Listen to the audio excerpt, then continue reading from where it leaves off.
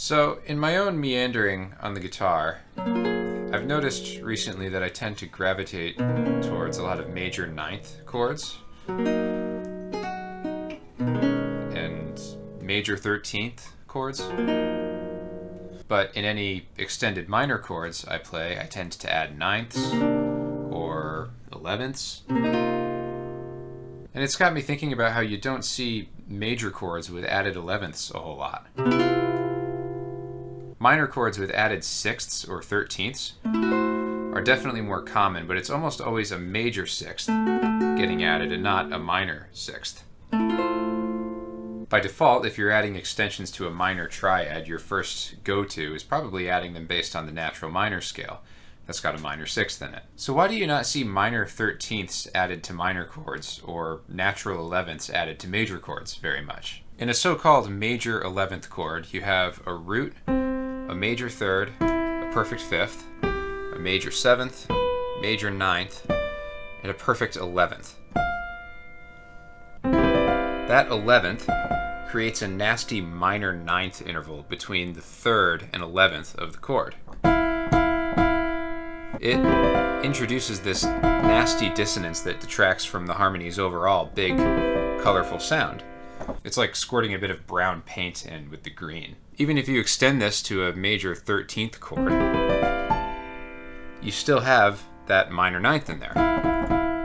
A typical thing in big chords like this would be to have a sharp 11th instead. So that makes that interval a major ninth, which is massively less dissonant. In a minor chord that's stacked up to a 13th, you get the same problem between the 5th and 13th instead. You could mitigate this by omitting the 5th, which is totally allowed and encouraged in a chord this dense. But if you were just playing a 6th chord, you're less likely to omit the 5th there because it actually conveys some more information about the harmony. So you're still left with this crunchy minor second. In either case, you can fix that by raising the 6th or 13th to be major. In any minor 6th chord, the added 6th is assumed to be major anyway. Now, this is still dissonant, but the source of that dissonance is now the tritone between the 3rd and 6th. But in the case of either the major or minor chords, even if you're not stacking up thirds to reach these upper extensions, you rarely ever see major add 11 chords or minor add flat 13 chords. Even without the strict stacking, those added tones will still introduce that minor ninth or minor second dissonant with notes in the triad chunk of the chord. And as I've been thinking about this throughout my guitar noodlings, I noticed an interesting correlation to the major and minor pentatonic scales. A major pentatonic scale has a root, major second, major third, perfect fifth, and major sixth. You could also think of it as a major scale with the 4th and 7th degrees removed. The pentatonic scales we usually use are known for being relatively free of dissonance, which makes them a very valuable asset for improvisation. It's hard to make them sound bad, but if you take the notes of this scale and make a chord out of them, what do you get? A 6-9 chord. Nice. That's just a major triad with an added major 6th and major 9th. This chord doesn't have a 7th or an 11th. Adding the 7th wouldn't introduce much dissonance, but more to my point, the 11th is absent. If I do the same trick with a minor pentatonic scale, that's a root, minor 3rd, perfect 4th, perfect 5th, and minor 7th, it's like a minor scale with the 2nd and 6th degrees removed. Make a conventional chord out of those notes and you get a minor 7th chord with an added 11th. No 9th, no 13th, but I mainly care about the fact that there's no 13th. Adding the 9th would be okay, but the 13th not so much unless you make it a major 13th. I find that interesting. The extensions that you don't typically see added to major or minor chords are also absent from their respective pentatonic scales. So what does all this mean?